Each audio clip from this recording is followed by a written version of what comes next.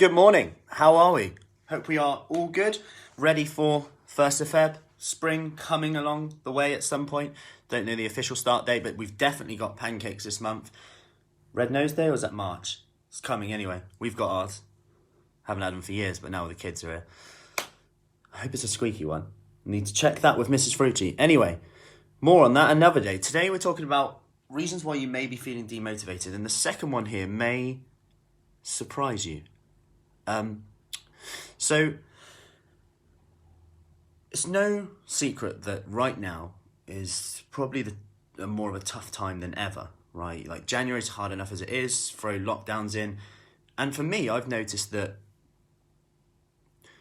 I'm quite motivated, more so than I thought, about like days out and weekends away with family. So even if it's like a day to like Cotswold Wildlife Park booked for the end of the month or whatever, like in normal times, that would be like a real motivator. Oh, I can't wait for that. Yeah, it's gonna be good. It's like you can go up, you can go out for the day. Like for you, it might be a spa day. For you, it might be, sometimes even just going to a different place and space can be so beneficial for our minds. And that for me is a big motivator. And I've realized just how much that motivates me. Rather than almost like, it's not that I don't have anything to look forward to, but there's only so many times you can do the same walk. And it's been a real eye-opener because I'm really aware of that now, and I've got to create new things, create new ways to get excited. Or, at the very least, know that, you know what, when this is over, think of all the things that you're going to be able to do.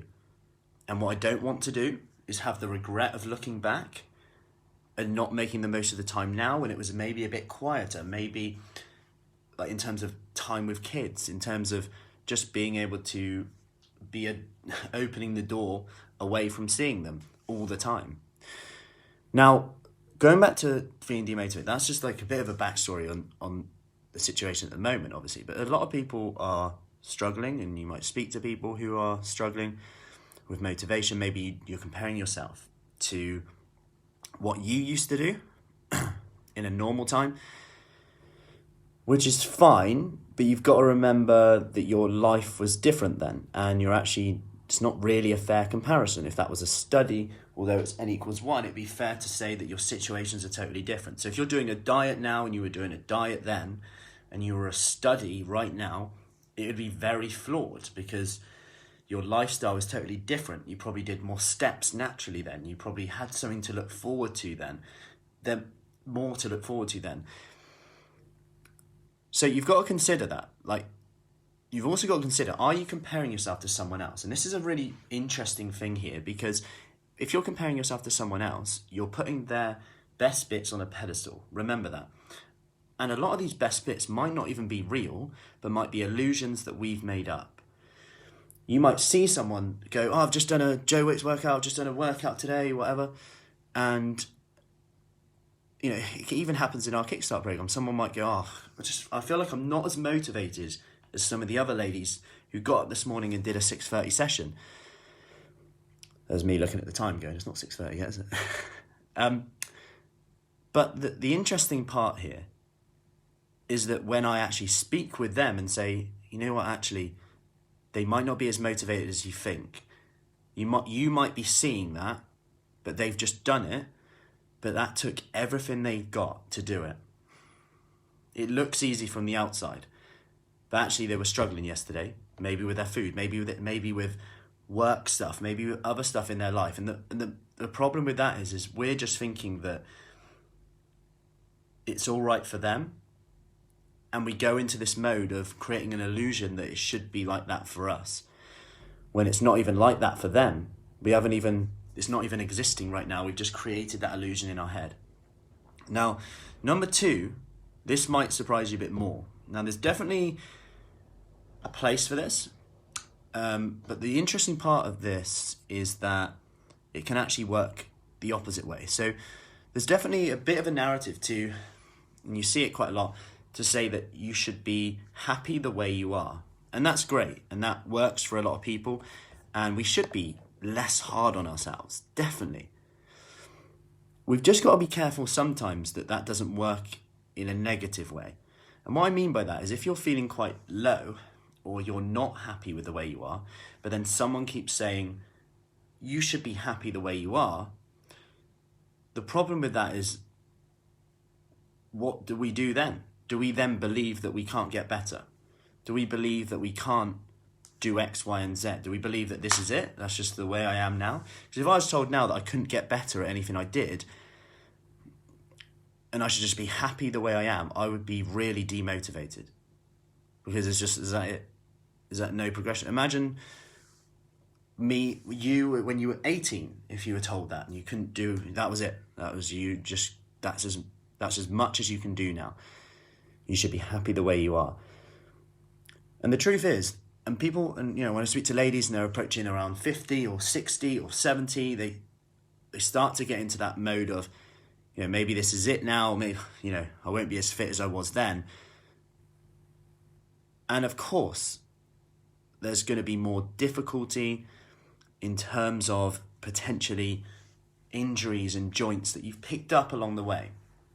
Like, of course, I have no place to say it now as someone in my 30s, but even everyone's old to themselves, right? So when you're 20, you think 30 is really old. When you're 30, you're like, wow, 30's not as old as I thought it was, but you're still getting older and you think you've never been older, so to you are old. The problem with that is, if we believe the narrative that we should be happy the way we are, and we're not happy now, can you see how dangerous that is? That we're then just, okay, that's it then. Is that it? I can't get better? And I just think we need to be careful, because what if we fast forward onto our deathbeds and we believe that thought that we had to be happy the way we were, but actually the opposite was true? What if the opposite was true? What if we got all the way and that we just believed a thought that wasn't true? In fact, the opposite was true. What would you have done? And this is how I'm going to finish this right now. What would you have done if the opposite was true? So if you could do more and that you could be better than you were, what would you have done differently? And it's an interesting question that I ask myself a lot, and I'm always questioning things around that in terms of the things I do and how I would feel if that was it. If you just settle for what you have and what skills you have. Whereas in fact, there's actually a very simple formula, which is just keep showing up.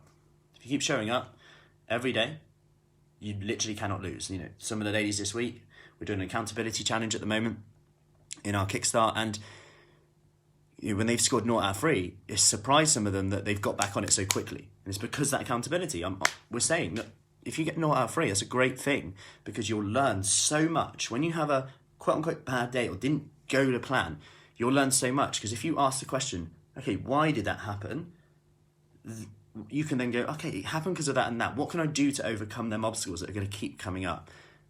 Then you just build a strategy for that problem. Then you come up with a load of strategies that creates your plan, rather than a cookie cutter plan that when you don't stick to it, you feel rubbish. And that's the difference. Now, on that note, really excited to announce that I'll be opening up a free 5-day Kickstart program that's going to be starting on Monday, the 15th of February. So if you know anyone who wants to come in on this, it's going to be 5 days of high energy coaching. We're going to be going over, putting together a plan, essentially the principles that we use in the Kickstart program that we run. This is going to be a free 5-day Kickstart, going over essentially the basics around nutrition, mindset, how to look at the way you set goals, how this might impact you, short exercise sessions every day adapted for you.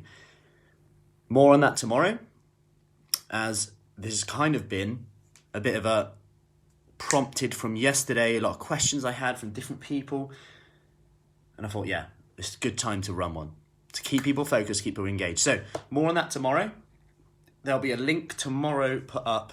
I've given myself a deadline now, which will allow you to register for that. Like I said, it's completely free.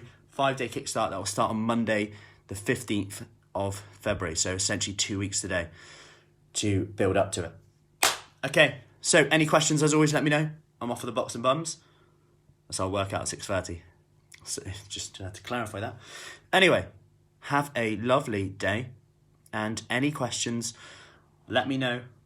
Drink your water, eat your protein, and just question those thoughts. Are they true? What if the opposite was true? And what would you do differently if you believed that thought or the opposite? Then choose wisely. Let's speak soon.